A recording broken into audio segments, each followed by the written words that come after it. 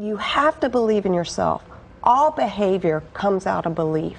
And if we don't change the way we think, we'll never change the dynamics of our life. Which we go back that you learned the philosophy through life lessons. You talk about sports, what it taught you, what your parents taught you, what the education system taught you. What are some of those life lessons that really caused you to succeed financially today? Well, I think in my case, I had a father who was successful. He was a builder in Brooklyn and Queens, and he loved what he did. It wasn't that he sat and told me, I love it, I love it, I love it, because that doesn't mean anything. But I saw that he was happy, and he was always working. He'd work 7 days a week. You know, today you go out and play a round of golf, or you do something else. He didn't even know about that. And yet he was very happy. And I'd see his friends and other people. I'd watch older people when I was very young, and they would take, you know, 2-month vacations and everything else. They were always the most unhappy. But my father would never take it. My father wouldn't even take a vacation. I can't ever remember him having taken a vacation, but let's assume he'd take it for a day. But he was just really happy.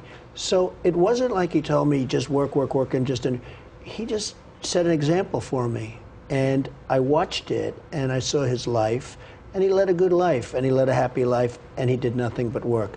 So we talk about that. You know, that's the principle I teach, that find your passion in life and figure out a way to make money. Well, I think that's the key, is you have to find something that you call passion. I call you have to find something that you really love.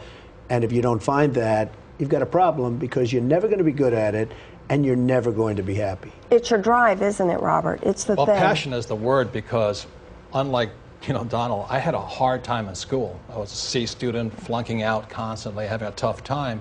And so I swore I would never be like my poor dad, a school teacher. And then when I was about 30, I realized I actually loved teaching so much.